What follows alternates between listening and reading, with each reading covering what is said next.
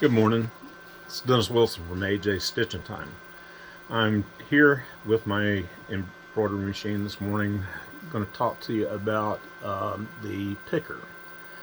The picker, which this is the picker, does two things. When you first start sewing, it goes in momentarily. The thread wraps around these little two fingers and starts knotting process up under the cloth.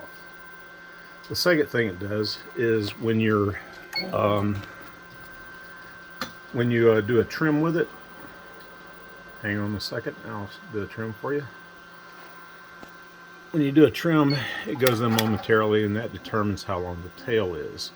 The tail is this piece of thread that hangs out of the needle after it's trimmed. You can see that. Okay. Normally on my machine it's about this long, maybe a little bit shorter, but the picker is what controls that. Now the picker is adjustable. If you look right here on the side, there's two screws. Okay, and they're attached to a crane. The crane travels back. When you do a trim, there's a solenoid that pulls it back, and the two fingers should go on either side of the pigtail of the bobbin in here. It should almost touch the bobbin, but not quite. Normally, the lower down it is, the longer the tail. Okay. So you can loosen these two screws, adjust it up and down, and you don't want it to catch and stall, but you want it further down. So that's one of the things that controls the tail of the thread. Now what happens is if the tail is too long, after you get through sewing, some of your thread will be sticking up out of the top. If the thread's too short, you'll sew a letter, and once it does a trim, it won't pick that same color up again. Okay, so there's also a adjustment here.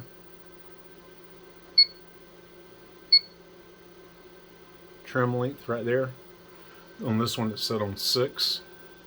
Okay, what the trim length does is it tells the picker how long to stay in, and the longer it stays in, the longer the tail.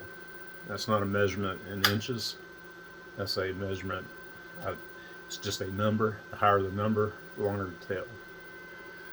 There is a third thing that that affects the pull out if the tail is too short. Okay, and that is this bar right here. Okay, these are take-up levers. And what the take-up lever does is when it goes up and down, it creates looseness in the thread so that it wraps around the bobbin case and rotary hook down here. Okay, so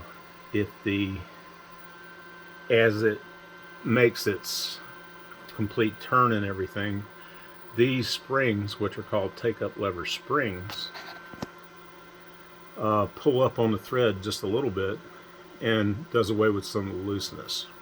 So what happens is if it's too far down, what happens is it may pull the thread out of the needle, and the second thing it may do is if it's way too high, it won't sew correctly. So what I do is when the thread's not under pressure, see this one's under pressure a little bit, needle 1 or needle 15 on this one. If I pull down on it, then the spring comes back down. I want the top of those springs almost level with the bottom of this bar. Okay, hopefully that'll help you. Thank you.